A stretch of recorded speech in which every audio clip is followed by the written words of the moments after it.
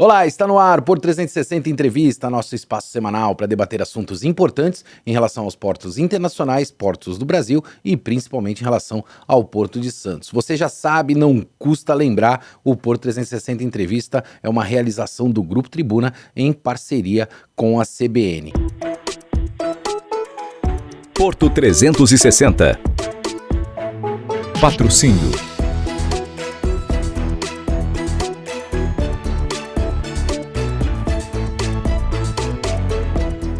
Gustavo, que prazer ter você aqui com a gente para tratar desse tema que vai ajudar a desenvolver não só a economia nacional, mas principalmente desafogar muito dos problemas que a gente tem relacionados ao modal rodoviário. Obrigado pela presença. Obrigado a você, Max, pelo convite. Estou aí muito honrado de estar aqui conversando com você e justamente a ideia é essa, é promover a cabotagem, promover o desenvolvimento do Brasil, principalmente aqui nesse porto tão importante que é o Porto de Santos. Gustavo, hoje a gente tem o evento Porto e Mar, o primeiro encontro Porto e Mar do ano, acontecendo na sede da Receita Federal, com inúmeros especialistas do tema em relação à cabotagem, debatendo a BR do Mar, uma lei colocada pelo governo federal, mas eu tenho uma fama de sempre desmistificar essas terminologias do setor portuário. Então eu vou trazer aqui sempre especialistas para levar para a sociedade o que é, né, muito das terminologias de uma maneira muito mais simples.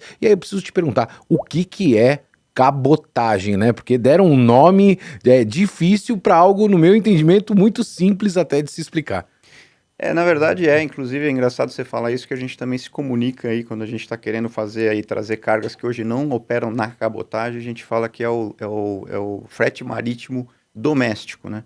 Ou seja, você roda apenas nos portos aqui da costa brasileira, né? E é uma modalidade aí que é bem difundida em vários países aí, principalmente aqueles que têm uma costa extensa como a nossa, né? O Brasil tem aí perto de 8.000 quilômetros de costa.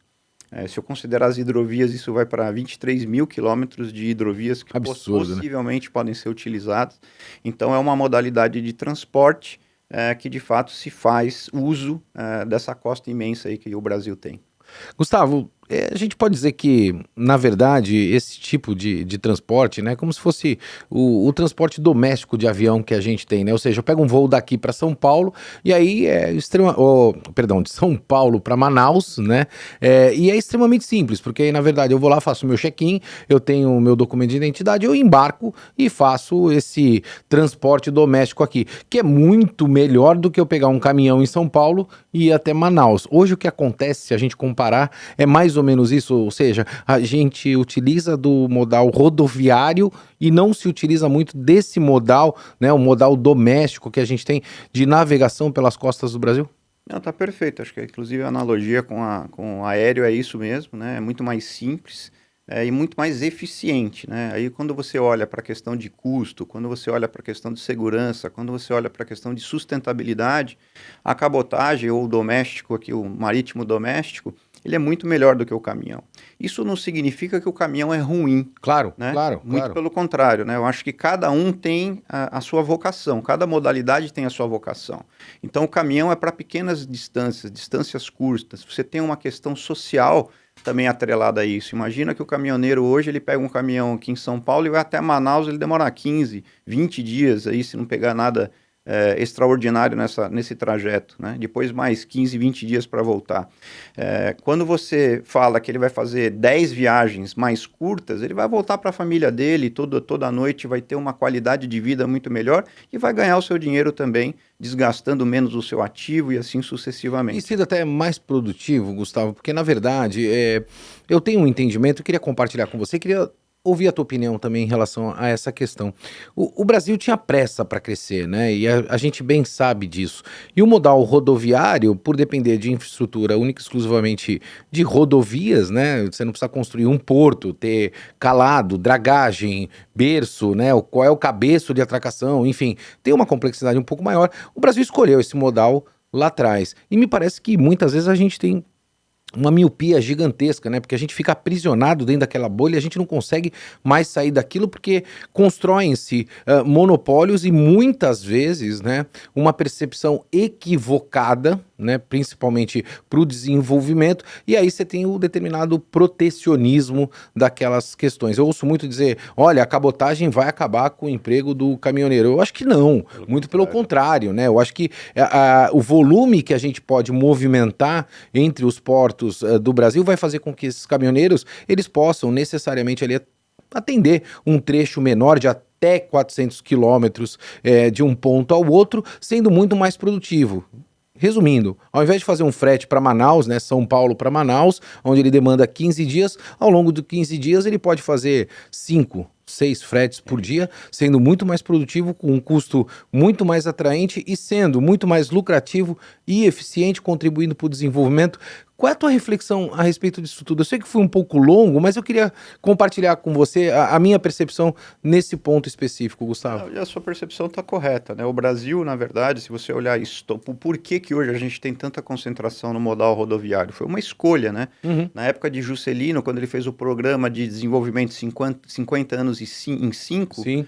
o rodoviário era mais fácil dele conseguir dar essa acelerada. E o Brasil precisava, de fato, escoar suas produções, movimentar carga num país desse tamanho, num país continental. Com o passar do tempo, isso acabou se tornando um problema, porque a gente acabou não investindo nos outros modais, né? Porque você também tem a ferrovia, os portos, como você bem disse, acabaram ficando para trás no que diz respeito à infraestrutura, a calado, a profundidade, a tamanho de berço. E isso fez com que o rodoviário ganhasse mais protagonismo. Agora, isso não significa que ele não pode se tornar mais eficiente. Sem né? dúvida. As rodovias hoje, se você pegar, principalmente sair aqui do eixo sul-sudeste, as rodovias subindo para norte e nordeste são muito ruins, são muito precárias. Né? Então, existe um desgaste também do ativo daquele caminhoneiro, das transportadoras. Então, ele sendo mais produtivo, mais seguro, né? Ou seja, ele vai trabalhar em locais que têm mais segurança. E, obviamente, a sustentabilidade também é um elemento que cada vez mais os embarcadores estão olhando como um elemento de decisão. Então, eu acho que a cabotagem, ou o doméstico, o marítimo doméstico, ele tem um potencial de crescimento muito grande, né? Hoje, o Brasil, na matriz de transporte, a cabotagem representa 11%, 12%, e se eu tirar óleo e derivados, que é basicamente a Transpetro que faz, nós estamos falando de menos de 5%. Uau. Né? Então é nada. Sem dúvida. E aí, se eu fizer um comparativo com outros países, como Austrália, Estados Unidos, China, são países que se utilizam desse modal perto de 45%, 50% da matriz de transporte está concentrada nesse modal. Então, a otimização dos modais, cada um na sua vocação, eu acho que esse deveria ser o foco, por exemplo, num plano nacional de logística. Você olhar o Brasil de uma maneira mais holística e trazer essas modalidades, cada uma para sua vocação. Mas como é que a gente faz isso, né, Gustavo?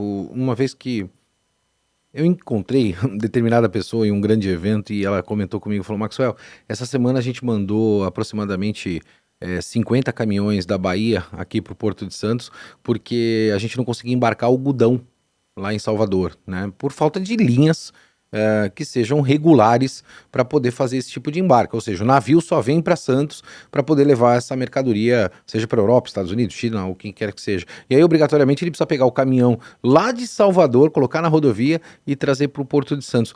Como é que está hoje a regularidade de linhas, uma vez que a gente olha para esse modal, né, da cabotagem? Ou seja, eu tenho regularidade, como eu tenho, por exemplo, eu tenho a ponte aérea, né, a gente falou do avião, Rio-São Paulo, então eu sei que todo dia lá eu entro no site e eu tenho o avião que sai em determinado horário, chega no Rio em determinado horário e volta em determinado horário. Então eu posso me planejar para fazer uma viagem para o Rio de Janeiro qualquer dia da semana. A gente tem regularidade para ofertar esse serviço nos portos do Brasil, Gustavo? Sim, a resposta é sim. Essa regularidade é semanal, então toda semana você tem nos portos brasileiros uma escala de um navio de cabotagem. No caso específico da Norcoast, a gente dá visibilidade através de um portal para o cliente que ele pode fazer exatamente o que você descreveu da companhia aérea. Ele entra lá, faz uma cotação online, que é online mesmo, né, naquela que você manda um e-mail e volta para você. Não, você vai montando ali o que você precisa. A partir do momento que você terminou essa cotação, você dá um clique, você já está bucando a carga, já está reservando, vamos dizer, um container para você embarcar na viagem. A visibilidade é sempre de 3 ou 4 semanas para frente, então ele consegue ter esse planejamento. Agora, voltando um pouquinho na matriz de transporte, né, um dos 3 elementos, basicamente, que faz com que a cabotagem tenha dificuldade de crescer. A primeira, capacidade adicional. O Brasil ele tem 3 operadores de cabotagem nos últimos 20 anos. Nunca teve um novo entrante nesse período, onde a Norcoast veio com uma capacidade adicional. Então, já é um elemento de se monitorar esse crescimento. O segundo ponto é a questão do planejamento, né? O Brasil também tem um problema cultural, que o caminhão, você liga dali 1 hora, 2 horas, ele está lá na sua casa para pegar a sua carga e levar para onde você quiser. A cabotagem requer um planejamento maior, né? Ele vai ter que buscar o container vazio, trazer, estufar o container, levar de volta para o porto, cumprir os deadlines documentais, físicos, pegar o navio naquela semana e todo o caminho inverso no porto de destino. Então, esse planejamento também eu encaro ele como uma dificuldade. E cabe a nós, armadores, junto aos embarcadores, aqueles que não embarcam principalmente na cabotagem, não se utilizam desse modal, de desmistificar isso, né? Porque é só você se planejar de fato nesse sentido. Mas isso está um pouco associado à questão burocrática também. Eu quero provocar por essa linha, uma vez que vou utilizar o exemplo, né? É mais fácil eu chamar um Uber aqui e me levar para o Rio de Janeiro, porque eu vou no meu aparelho aqui, eu chamo o Uber me pega em casa e me leva para o Rio de Janeiro e ele não vai me fazer muitos questionamentos, me pedir muitas informações. O que mais pode acontecer é um bom papo no meio do caminho. Por que eu estou fazendo essa comparação? Porque, na verdade, quando você começa a ter um processo muito burocrático, o mercado naturalmente tende para absorver outro tipo de serviço. Como é que está essa questão burocrática, especificamente nas linhas de cabotagem aqui no Brasil? Olha, a burocracia ela não é nada diferente do que outros modais, né? Você tem o do seu documento de embarque. Eu acho que a grande facilitador que nós da Norcoast damos, mas os nossos concorrentes também dão, é que você faz hoje isso tudo online. Você não precisa ficar emitindo papel para lugar nenhum. Então a burocracia ela é basicamente a emissão de um documento, né? Que é o CTE, que é o documento que faz a cobertura, ou CTM quando você tem um multimodal envolvido, né, que é o conhecimento de transporte multimodal. Então eu vejo que é uma questão mais cultural mesmo, né, de estar acostumado a trabalhar com o caminhão ali do just in time, eu ligo, ele está ali, porque de fato não é uma transição simples de fazer, né? Muitos dos embarcadores são empresas pequenas, ele tá com o estoque dele justo, demora um pouco mais para ele fazer de fato na cabotagem, requer um planejamento diferenciado, mas eu acho que cabe a nós.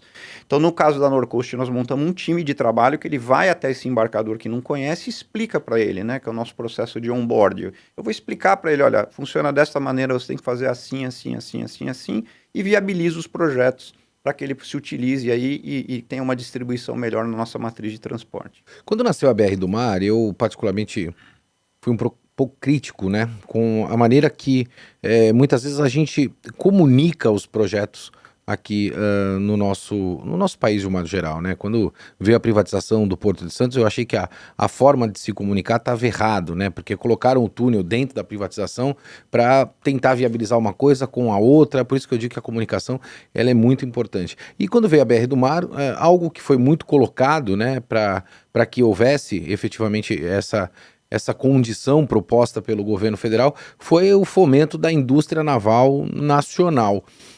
Eu particularmente, Gustavo, e eu queria dividir isso com você, eu não acredito muito na indústria naval nacional competindo principalmente com grandes estaleiros que estão sediados na Ásia, né? Então, assim, a gente não tem custos competitivos para isso e principalmente a gente não tem uma legislação trabalhista que muitas vezes o permita, né? Eu não estou dizendo que a legislação do Brasil esteja errada, mas eu estou dizendo em comparação com o que você vai competir, é desumano a competição. Foi uma maneira errada de comunicar por parte do governo federal o fomento da indústria naval nacional? Porque, na verdade, não sei se é isso que a gente precisa fomentar a cabotagem, né? Esse é o grande foco do negócio. Eu nunca tinha pensado nessa perspectiva, mas você tem razão. Eu acho que é a mesma coisa quando a gente fala a questão de sustentabilidade, né? Que fala assim, nossa, o planeta vai estar sofrendo. Não, quem vai sofrer somos nós, ser humano. O planeta vai continuar aqui, né? Sim. Então é mais ou menos essa questão de marketing, ou de como você comunica. E o programa de incentivo à cabotagem, eu acho que ele foi talvez mal comunicado, sim. Lá em 2021, né, quando a lei foi promulgada, a famosa BR do Mar, eu acho que até hoje não foi regulamentada, né, diga-se de passagem, ela trouxe algumas flexibilizações na lei corrente que permitiu, por exemplo, que a Norcoast trouxesse 4 embarcações, Sim, nós estamos com ela sim. operando. Abriu o mercado. Abriu. Sim e não. Porque ainda tem muitas barreiras de entrada, né? O Brasil não é um país simples, né? Se você pegar a complexidade fiscal e para você montar uma empresa de cabotagem de container, você não é só um navio. Como eu te disse, você tem que ter multimodal, você tem que ter uma frota de containers relativamente grande, você tem que ter sistemas, você tem que ter todo Até porque o arranjo logístico mundial, acho que não é um privilégio do Brasil, mas o door-to-door é uma tendência de mercado, né? Eu acho que quando o cliente vai buscar uma solução, ele não está olhando só para o trecho ali da navegação, ele quer na porta dele. E a cabotagem, interessante você falar isso, que quando o cliente vai se fazer uso da cabotagem, no nosso caso específico da Norcoast, 83% de todos os bookings que os clientes fazem vem atrelado a uma perna de terrestre, seja rodoviário, seja ferroviário. Claro. Por quê? De novo, o meu competidor é o caminhão. O caminhão tira da casa e leva no destino final. Ele não tem pernas ali. Então, quando ele contrata, ele também quer contratar o porta a porta, né?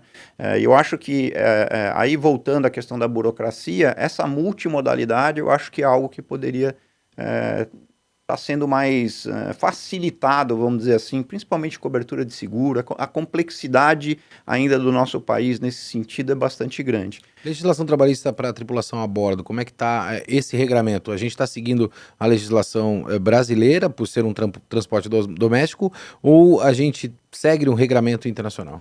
Não, a gente, na verdade, a Norcoast especificamente, ela optou pelas 4 embarcações que ela trouxe a casco nu, que é quando você freta uma embarcação, você troca a bandeira dela, original, pela bandeira brasileira, tem um procedimento junto à Marinha para fazer isso. E como empresa brasileira de navegação, eu posso tripular 100% com tripulação brasileira ou parcialmente com tripulação brasileira. Nós optamos por 100% das nossas tripulações são brasileiras, elas são CLT. Agora, a grande ponto da questão de tripulação é a formação de mão de obra. Claro. Essa de fato e aí eu posso dizer aqui, outro dia eu tive uma conversa com um capitão aí de mar, que é da capitania, não vou falar de onde ele é, mas quando eu falei que tinha um problema de formação de técnico, né, de tripulação, ele, não, imagina, que é isso, né, tem 2 escolas da Marinha, mas não forma, não tem. Nós tivemos que contratar 168 tripulantes para essas 4 embarcações agora e nós gastamos 1 ano para conseguir fazer isso e foi sangue, suor e lágrimas, assim, não foi uma coisa assim. Olha só, buscar mão de obra no mercado. Exatamente, para poder dar emprego, para poder gerar riqueza, para poder recolher impostos, é toda uma dificuldade. Então tem vários outros pontos quando a gente fala de cabotagem que permeiam essa discussão para de fato a gente conseguir tirar a cabotagem de menos de 5% de participação na matriz de transporte para algo mais próximo ao tamanho da extensão aqui da nossa costa. Como é que você está olhando a projeção para os próximos anos de crescimento, né? Como é que está essa tua matriz aí de crescimento e o teu planejamento propriamente da empresa, né? De um modo geral, apostando nesse modal e sendo um novo player e aí eu vou colocar aquela pimentinha que eu gosto, né? Competindo com grandes players. Eu acho que a Norcoast, ela veio... a Norcoast é uma joint venture entre a Norsul, que é uma empresa de cabotagem de granel, né, sólido e líquido, com a Hapag-Lloyd, que é o 5º maior operador de containers, o armador de containers do mundo. Então, em termos de tamanho, a gente é tão grande quanto, né? Mas, como eu te disse anteriormente, o nosso foco não é ficar brincando de rouba-monte, né, de tira a carga de um para pôr no outro. Não, a gente quer converter a carga que está no caminhão. Né? Existe inclusive o estudo do ILOS, não sei se você já ouviu falar, de Instituto de Logística e Supply Chain. Exato, de 2020, que ele diz para cada 10 containers que estão sendo transportados na costa brasileira em longas distâncias de caminhão, 4,7 desses 10 poderiam estar na cabotagem se você tivesse aqueles 3 elementos que eu te falei, que é capacidade adicional, ajuda no planejamento, né, da carga e a regularidade. Então, a regularidade a gente tem, capacidade adicional a gente tem, agora a gente de fato fomentar para quebrar essa questão cultural de trazer a carga do caminhão para o mar, né? Que eu aqui o Brasil só ganha com isso. A caneta está na mão de quem para regulamentar a BR do Mar?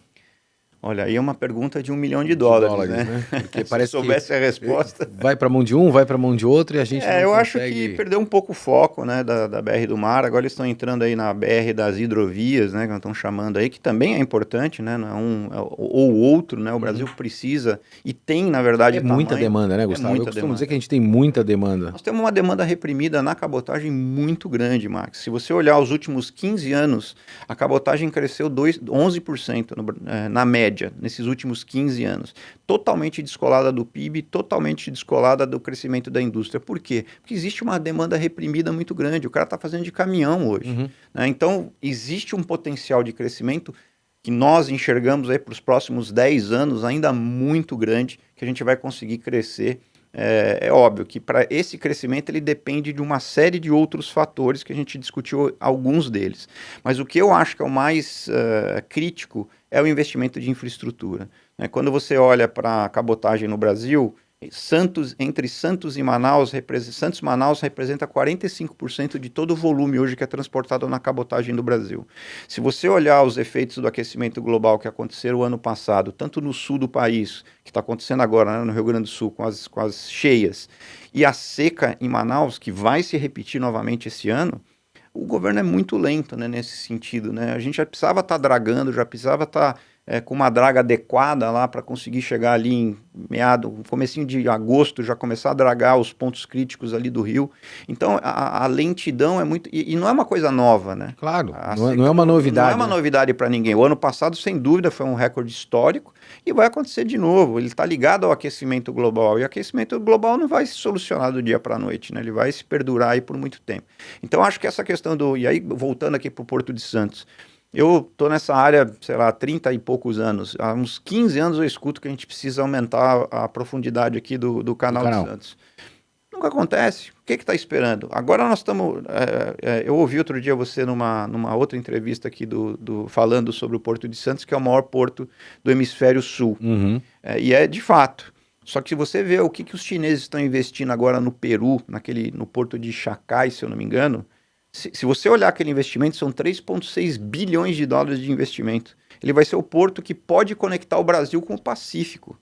Olha só, olha como isso vai criar uma disruptura gigantesca. Sim, que pode afetar o porto. Até o escoamento da safra que a gente tem, né, hoje, que vem muitas vezes por Santos, né, e por Paranaguá, pode, evidentemente, não só pelo Arco Norte, mas também ter acesso ao Pacífico, e aí Canal do Panamá, um forte abraço e vamos, e a vida segue, né? Todos os portos brasileiros vão perder com isso, né? Então, Gustavo, se você me permitir, certa oportunidade, eu comentei isso, né, eu falei assim, a gente é o maior porto do hemisfério sul, não somos o maior porto da América Latina, as pessoas falam de uma maneira equivocada, né? O Panamá já ultrapassou o Brasil, já faz algum tempo, então nós somos o maior porto do hemisfério sul.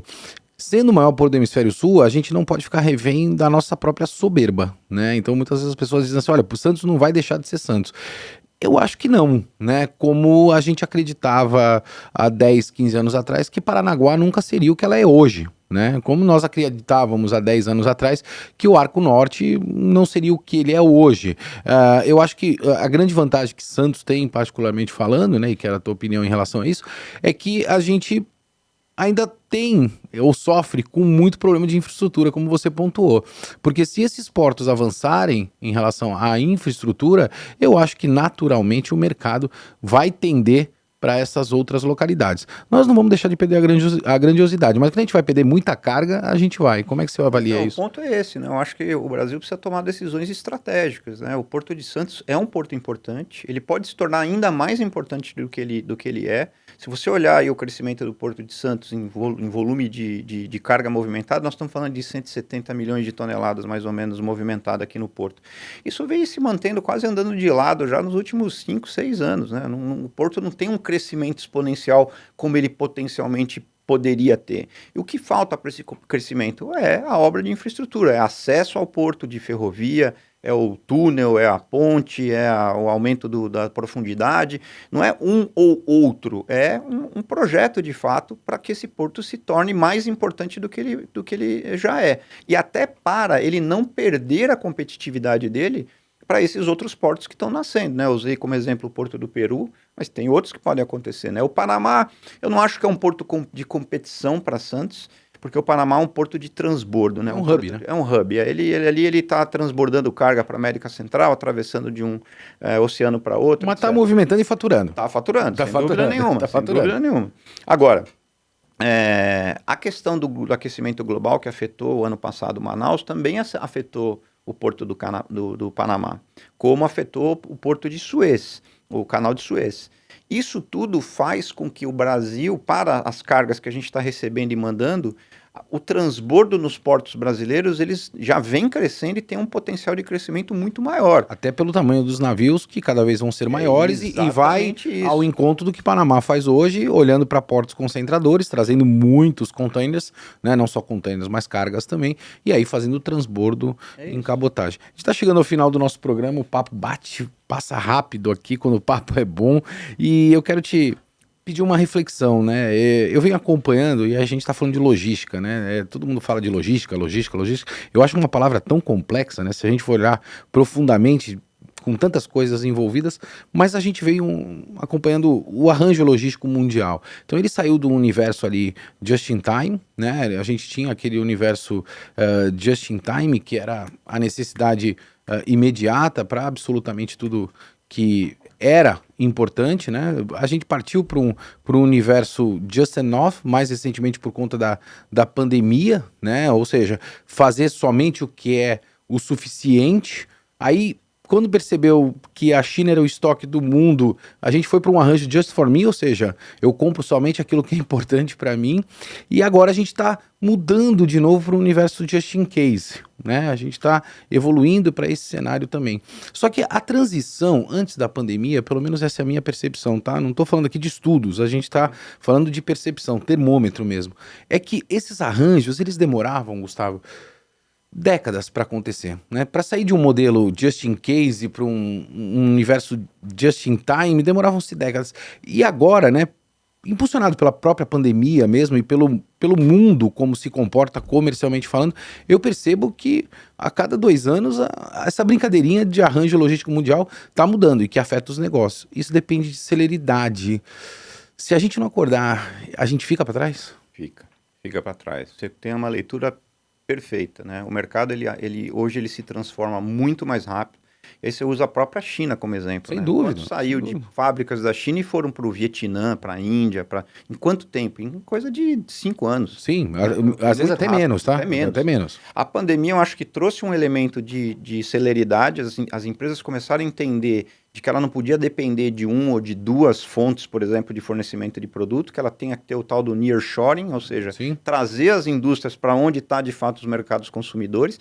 E o Brasil aí, de novo, tem um grande, como sempre, né? Infelizmente, eu sou brasileiro, mas eu fico triste de repetir que a gente é o eterno país do futuro, né? A gente tem um potencial futuro gigante em todos os aspectos. Só que o futuro não chega, né? Só que a gente precisa ter celeridade. Acho que a palavra é exatamente essa. A gente tem que ter um projeto que não é um projeto de governo, é um projeto de Estado. Então, quando você pega aí os planos nacionais de logística, né, os PNLs, são planos que são lá de 2007, que ele vem quase que fazendo um copy-paste ano a ano. Mas se você pegar a dinâmica do nosso mercado, ela mudou completamente. Você mencionou o Arco Norte, né? Sim, o Arco Norte até outro dia não exportava nada. De nada, né? Hoje era 30% Arco Norte, 70% Santos. Essa equação já se alterou. Então, peraí, mas então a infraestrutura que a gente precisa de rodovia, ferrovia, cabotagem é outra, não é mais aquela de 2007. Então, eu acho que esse processo, de fato, da gente fazer um planejamento olhando a longo prazo e ter celeridade para fazer com que ele de fato aconteça, eu acho que esse é o grande desafio do Brasil aí, e nosso, né, como operadores logísticos, e a palavra logística eu também concordo com você, às vezes traz uma certa complexidade, mas eu gosto muito da flexibilização dos processos. É isso que os embarcadores precisam, é isso que as empresas precisam, que ela tenha condição de flexibilizar os processos a ponto de atender uma demanda customizada, acho que você falou just for me, né? Sim. Que hoje é a demanda dos grandes embarcadores. São os arranjos logísticos que evidentemente a gente tem. Gustavo, que papo, hein? Que aula hoje com você aqui. A gente está aqui saindo do estúdio aqui da tribuna, né? Com você também aqui na CBN. Estamos indo direto lá para o Porto e Mar, que tem mais debate com grandes autoridades e, é claro, você vai ficar sabendo tudo aqui no Porto 360 Entrevista. Meu amigo, obrigado pela tua presença. Pra Prazer enorme ter você aqui com a gente. Espero que você retorne em outras oportunidades. Obrigado a você pela oportunidade, estou à sua disposição. Obrigado a todos aí que estão nos assistindo. Tá aí, eu vou ficando por aqui, como você bem sabe, sempre movimentando muito mais do que informação. Forte abraço, até semana que vem. Porto 360. Patrocínio